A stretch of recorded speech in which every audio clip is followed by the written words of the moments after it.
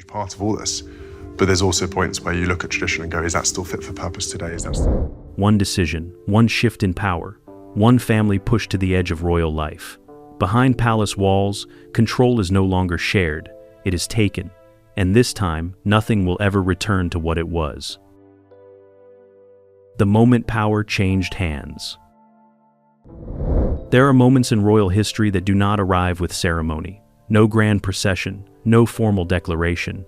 Just a quiet shift that begins behind closed doors and slowly reshapes everything the public thought it understood. This is one of those moments. Because while the world watched the transition following the passing of Queen Elizabeth II in 2022, something far more subtle was unfolding beneath the surface. A transfer not just of titles, but of real control, of influence, of direction. And at the center of that shift stood Prince William. For most of his life, William existed as the future, the next in line, the steady figure preparing for a role that always seemed distant, almost abstract. But in a single moment, that distance collapsed. The future arrived early, and it arrived with weight. When King Charles III ascended the throne, William did not simply move one step closer to becoming king. He inherited something far more immediate: the Duchy of Cornwall, a vast private estate spanning tens of thousands of acres, generating enormous revenue, and carrying with it centuries of embedded authority. This was not symbolic power, this was operational control. Suddenly, William was not just a royal figure representing tradition, he became a central financial force within the monarchy, responsible for land, assets, tenants, and decisions that ripple far beyond ceremonial duties. And with that came something the public rarely sees: independence. For the first time, William was no longer entirely reliant on structures built by previous generations. He had his own base, his own system, his own capacity to act. And according to insiders, that change did not go unnoticed inside palace walls, because power, once gained, rarely remains passive. At first, the transition appeared seamless. Public appearances continued, statements were measured, the tone remained respectful, unified, controlled. The image of continuity was preserved. But behind that image, dynamics were shifting. Roles that once seemed fixed began to feel less certain. Influence that once flowed in predictable directions started to move differently. And decisions that were once shared became more concentrated. Those closest to the inner workings of the royal household began to describe a new atmosphere, not chaotic, not confrontational, but unmistakably different, more deliberate, more strategic, more focused on the future than the past. William, they said, was not waiting. He was observing, evaluating, and slowly, quietly, beginning to shape the structure around him. Because the modern monarchy faces a challenge unlike any before it. It must remain relevant in a world that questions tradition. It must appear accessible while maintaining distance. It must evolve without losing its identity. And that balance requires control, not scattered influence, not extended networks, not blurred lines between family and institution. Control. For years, the royal family has operated with layers of connection. Immediate members, extended relatives, associated figures, all moving within a shared orbit. It created a sense of unity, but also complexity, creating a sense of purpose, but also expectation. And complexity, in today's environment, can become vulnerability. Every association becomes a headline. Every connection becomes a narrative. Every perceived imbalance becomes a question. William understands this, and more importantly, he appears determined to address it. Sources suggest that his approach is rooted in clarity, a desire to define the monarchy not as an expansive network, but as a focused institution, one where roles are precise, boundaries are respected, and influence is carefully managed. But clarity often comes with consequence, because defining who belongs also means defining who does not. And as that process begins, certain relationships inevitably come under scrutiny, not because of personal conflict, but because of structural necessity. The question is no longer simply who is part of the royal family. The question is who is part of the monarchy itself, and that distinction, once subtle, is becoming increasingly sharp. Those who have long existed within the broader royal environment are beginning to feel the shift, not through direct confrontation, but through change and access. in communication, in involvement. Small adjustments that signal something larger. Because in a system built on tradition, even the smallest change carries meaning. An invitation reconsidered, a role quietly removed, a presence no longer required. Each one is a piece of a larger transformation, and at the center of it all is William's growing authority. Not loud, not aggressive, but firm, deliberate, unavoidable. This is not a sudden takeover, it is something more calculated. A gradual consolidation of power that reflects a new vision for the monarchy, one that prioritizes structure over sentiment, function over familiarity. And as that vision begins to take shape, the effects are becoming impossible to ignore, because when power changes hands, everything connected to it must adjust, and not everyone adjusts in the same way. Some step forward, others step aside, and some find themselves standing in a place that no longer exists. This is where the story truly begins. Because the moment power changed hands was not the end of a transition. It was the beginning of a redefinition, one that is still unfolding, one that is still being written, and one that will determine exactly who remains inside the royal circle and who is quietly left outside it. The quiet restructuring behind palace doors. If the first shift was about power, the next was about structure. Because once control begins to consolidate, the system around it cannot remain the same. It has to be reshaped. And inside palace walls, that reshaping rarely happens all at once. It unfolds slowly, quietly, through decisions that seem minor on the surface, but together form something far more significant. At first, almost no one noticed. There were no public announcements, no official declarations, no statements hinting at change. The outward image of unity remained intact, carefully maintained as it always had been. But beneath that image, something was being reorganized. Access began to shift. Not dramatically, not in ways that could easily be questioned, but in patterns. Invitations that once arrived as a matter of routine became less frequent. Meetings that once included a wider circle became more selective, a subtle narrowing.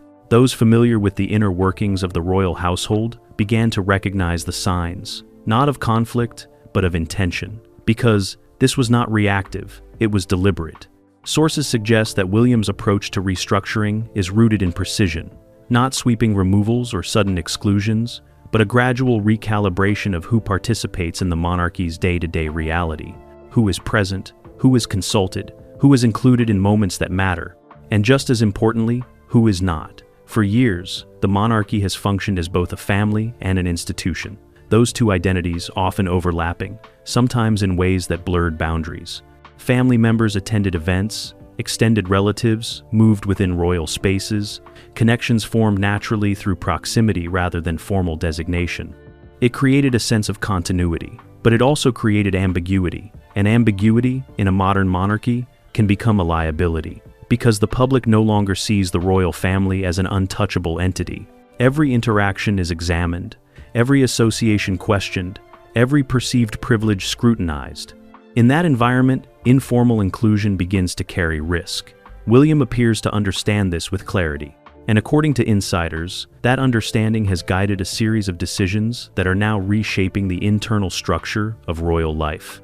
Committees have been refined, roles have been clarified, lines of communication have been tightened. What was once fluid is becoming defined, and what was once assumed is now being evaluated. One of the most noticeable changes has been the distinction between those who hold official responsibilities and those who do not. This distinction is not new in theory, but it is being enforced in practice more rigorously than before. Working members of the royal family are being positioned at the center of public and private operations. Sources suggest that his approach is rooted in clarity, a desire to define the monarchy not as an expansive network, but as a focused institution. Their roles emphasized, their presence prioritized, their influence reinforced. At the same time, those outside that core group are experiencing a different reality, not excluded outright, but repositioned, moved further from the center, less involved in decision-making, less visible in key moments. And while these adjustments may appear minor individually, together they signal something far more profound. A shift from a broad, inclusive network to a focused, controlled institution. For Camilla's family, this shift carries particular significance. For years, Their proximity to the monarchy placed them within its extended orbit. They were not official members, but they were present enough to benefit from the association, included in certain spaces. Aware of certain developments, comfortable within an environment that felt familiar. But proximity is not the same as permanence, and as the restructuring continues, that distinction is becoming increasingly clear. Sources indicate that boundaries are being reinforced in ways that leave less room for informal access. Spaces that were once open are now restricted. Information that once flowed more freely is now contained, not out of hostility, but out of design. Because a streamlined monarchy requires discipline. It requires clarity about who represents it, who speaks for it, and who operates within its structure. And discipline often means reduction of complexity, reduction of overlap, reduction of influence that exists outside defined roles. The effect is subtle but unmistakable, a recalibration of presence, a quiet drawing of lines that were once blurred. Those who remain within the core feel the structure tightening around them, creating a sense of purpose but also expectation. Those outside, it feels something different, distance, not necessarily imposed, but undeniably present. And perhaps the most striking aspect of this transformation is how little has been said about it publicly. Because in the monarchy, silence is often the clearest signal of change. What is not explained, what is not acknowledged, what is simply allowed to evolve without comment. That is where the real shifts occur. William's restructuring is not being announced. It is being implemented, step by step, decision by decision, until the new structure no longer feels new. It simply feels normal. And by the time the world fully recognizes what has changed, the process will already be complete. The monarchy will look the same from the outside. The ceremonies will continue. The appearances will remain. The traditions will endure. But inside, the system will be different, more contained, more defined, more controlled than it has been in decades. And for those who once moved freely within its broader circle, that difference will not need to be explained. They will feel it. In every absence, in every closed door, in every moment where they realize that the structure they once knew has been quietly but permanently rewritten.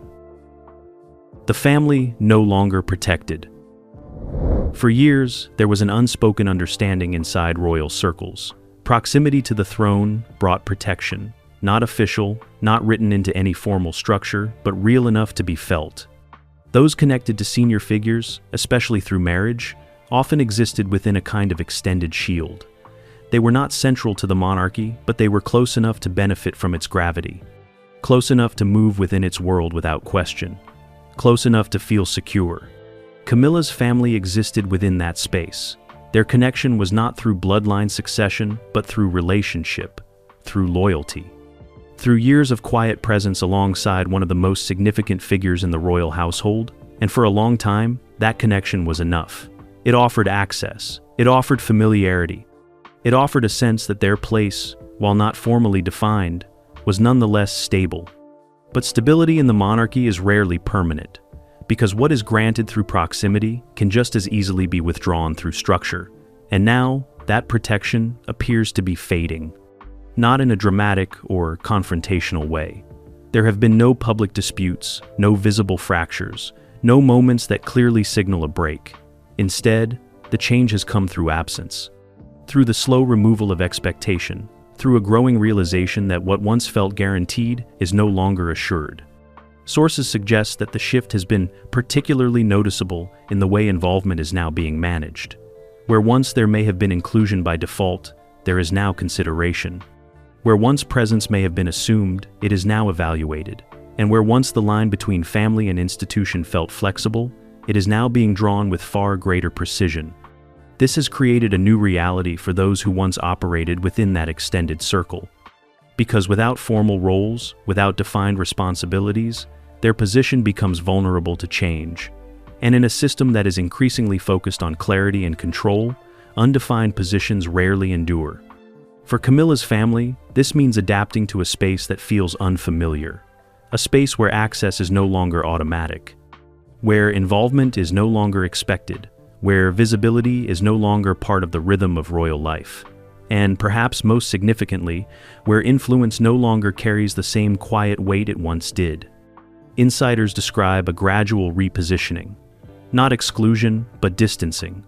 A careful, deliberate movement away from the center of the monarchy's operations. One that preserves dignity, avoids confrontation, but nonetheless changes everything.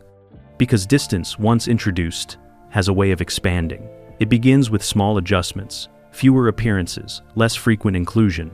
Sources suggest that his approach is rooted in clarity, a desire to define the monarchy not as an expansive network, but as a focused institution. A shift in communication that is subtle enough to avoid attention, but consistent enough to be felt. Over time, those adjustments accumulate, creating a gap that cannot be ignored. And within that gap, a new understanding forms. That the monarchy is no longer operating as an extended network of relationships, but as a defined institution with clear boundaries. This is where the difference becomes undeniable. In the past, the royal family often functioned as a blend of personal connection and public duty. Those connected through marriage or association could move between those two spaces with relative ease. The lines were blurred, but they were forgiving. Now, those lines are becoming firm, and firmness leaves little room for interpretation. Those who are part of the institution remain within its core. Their roles reinforced, their presence secured, their importance clearly defined. Those who are not part of that structure find themselves on the outside of it, regardless of their personal connections. For Camilla's family, this represents a profound shift. Because their place was never about formal position, it was about relationship, about closeness.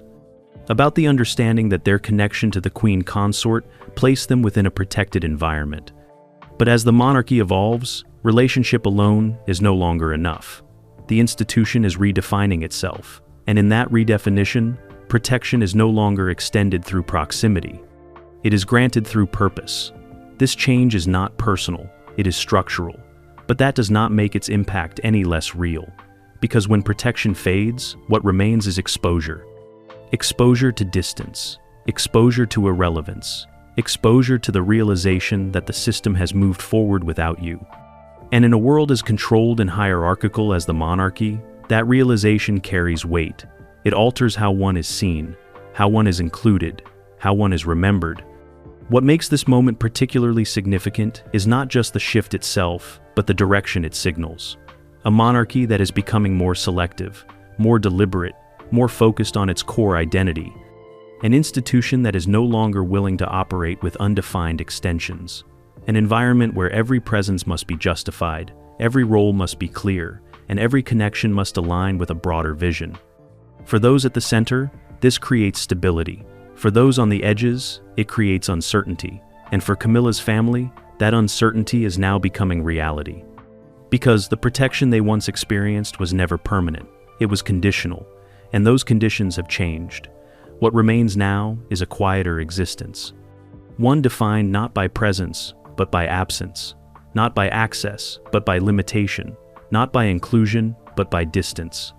And while the transition may appear seamless from the outside, those within it understand exactly what it means.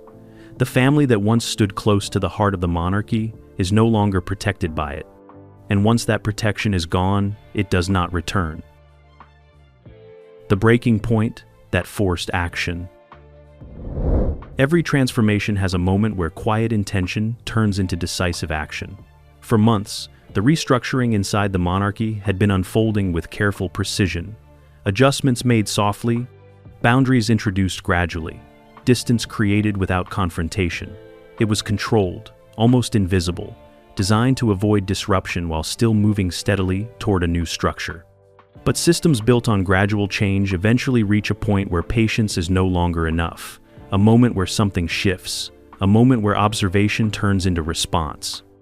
And according to those familiar with the inner workings of the palace, that moment has already come. Not as a single dramatic event, but as a culmination.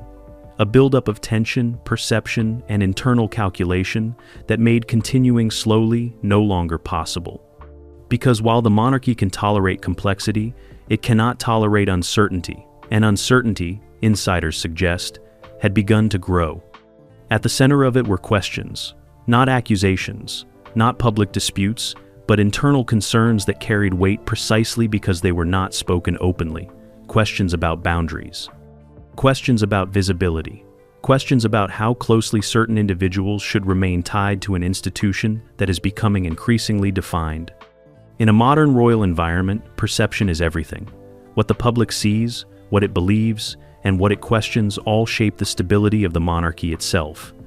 Even the appearance of imbalance can become a problem, and that appearance, according to reports, had started to form.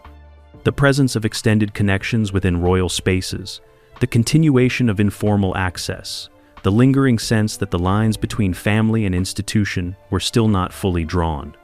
All of it began to feel misaligned with the direction William was pushing toward, because his vision, as described by insiders, leaves little room for ambiguity. A monarchy that is smaller cannot afford blurred edges. A monarchy that seeks control cannot allow undefined influence. And a monarchy that aims to secure its future cannot rely on traditions that no longer serve its purpose. This is where the breaking point emerges, not from conflict, but from contradiction. The contradiction between what the monarchy has been and what it is trying to become. For William, that contradiction appears to have become impossible to ignore. Sources indicate that internal discussions intensified. Conversations that were once exploratory became decisive. The tone shifted from consideration to action. What had been a gradual process began to accelerate. Because once a threshold is crossed, delay becomes risk, and risk, within the monarchy, is something that must be managed before it expands. Those close to the situation describe a change in energy, a sense that the quiet adjustments were no longer sufficient. The structure being built required reinforcement, clearer boundaries, more definitive lines. And so, action followed, not publicly, not dramatically, but unmistakably. Access points that once remained open were closed with greater consistency.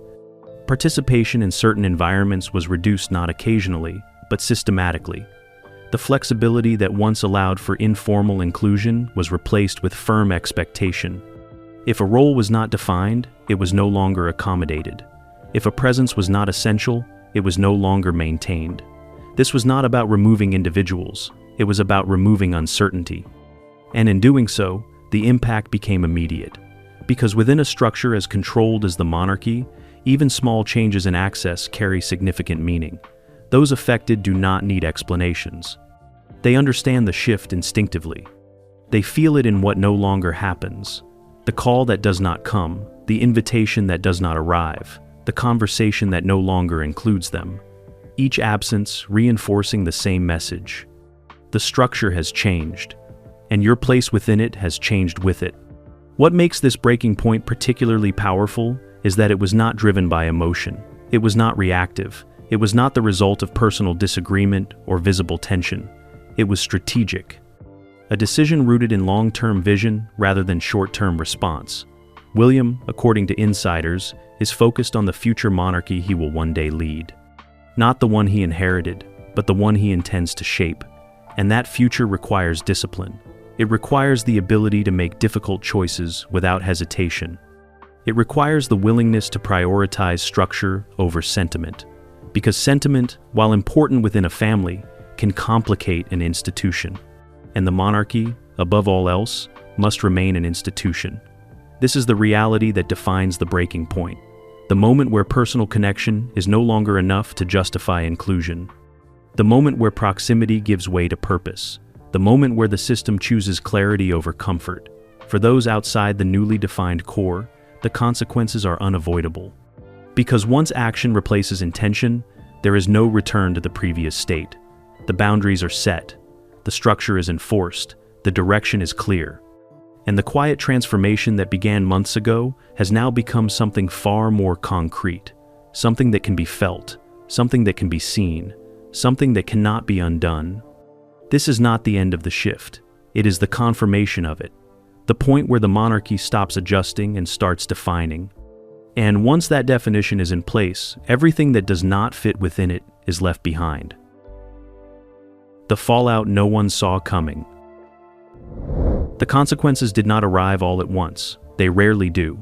Instead, they unfolded in ways that were easy to overlook at first. Small shifts, minor absences, subtle differences in who appeared, who was mentioned, and who was no longer part of the conversation. But over time, those small details began to form a pattern. And once that pattern became visible, it was impossible to ignore.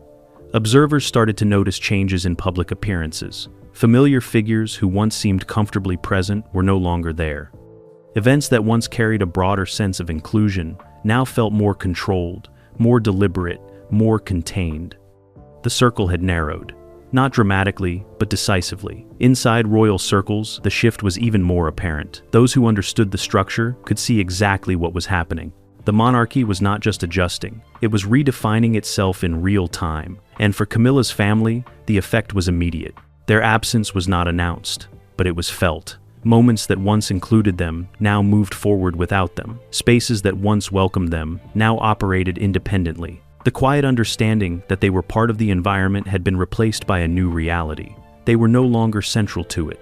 This created a kind of fallout that few had anticipated, not because it was loud or dramatic, but because it was so complete. When access changes within the monarchy, it does not partially shift, it resets entirely. And that reset alters everything. For those affected, it means adjusting not just to new boundaries, but to a new identity. A transition from being inside the rhythm of royal life to observing it from a distance, from participating in moments to hearing about them after they have already happened. Those who remain within the core feel the structure tightening around them, creating a sense of purpose, but also expectation. It is a change that is difficult to measure publicly, but deeply felt privately. At the same time, the monarchy itself began to reflect the results of this restructuring. Appearances became more focused. Messaging became more consistent. The sense of a streamlined institution, one operating with clear intent, became more visible. For some, this was seen as progress, a necessary evolution in a world where every detail is scrutinized and every connection questioned. A move toward clarity, where the monarchy presents itself not as an extended network, but as a defined and disciplined structure. But for others, the change felt different, less human, less connected, a departure from the sense of familiarity that once existed between the monarchy and those around it, a shift towards something more controlled, but also more distant. Public reaction, as always, remained divided. Some praised the focus, the precision, the effort to modernize an institution that must adapt to survive. Others questioned whether something intangible was being lost in the process. Because while structure brings stability, it can also remove the softer edges that once made the monarchy feel more accessible. Inside the palace, however, the perspective appears unchanged. The priority is not perception alone, it is longevity. And longevity requires decisions that may not always be comfortable, but are considered necessary. For Camilla's family, the fallout is not about a single moment or a single decision. It is about the accumulation of changes that have quietly redefined their place. A shift from presence to absence, from inclusion to distance, from being part of the system to existing outside of it. And perhaps the most striking aspect of all is how quickly that transformation has taken hold. Because what once felt permanent has now proven to be conditional. And once those conditions change, the effects do not unfold slowly. They settle, they solidify, and they become the new reality before anyone has the chance to fully understand what has been lost. A monarchy rewritten forever.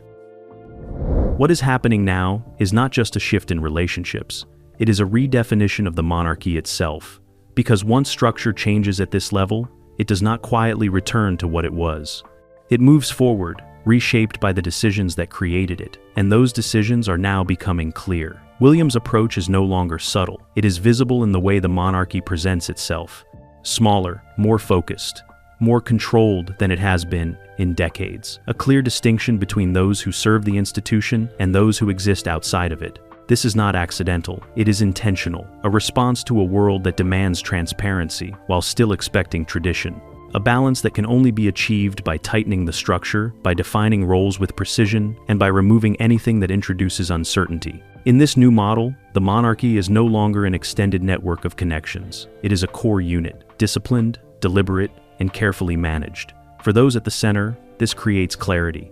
Their roles are secure, their responsibilities defined, their place within the institution unquestioned. But for those outside that core, the message is equally clear. Proximity is no longer enough. Connection is no longer protection. And history, no matter how familiar, does not guarantee a place in the future. For Camilla's family, this marks a permanent turning point. Not a temporary adjustment, not a passing phase, but a structural shift that repositions them entirely. The monarchy they once moved within is no longer the same monarchy that exists today, and it will not become that again. Because once an institution chooses discipline over flexibility, it rarely returns to its previous form. The most significant change, however, is not just who is included or excluded. It is how power is being understood. Power is no longer shared through layers of association. It is concentrated, directed, and used with long-term purpose. William is not simply preparing to inherit the monarchy.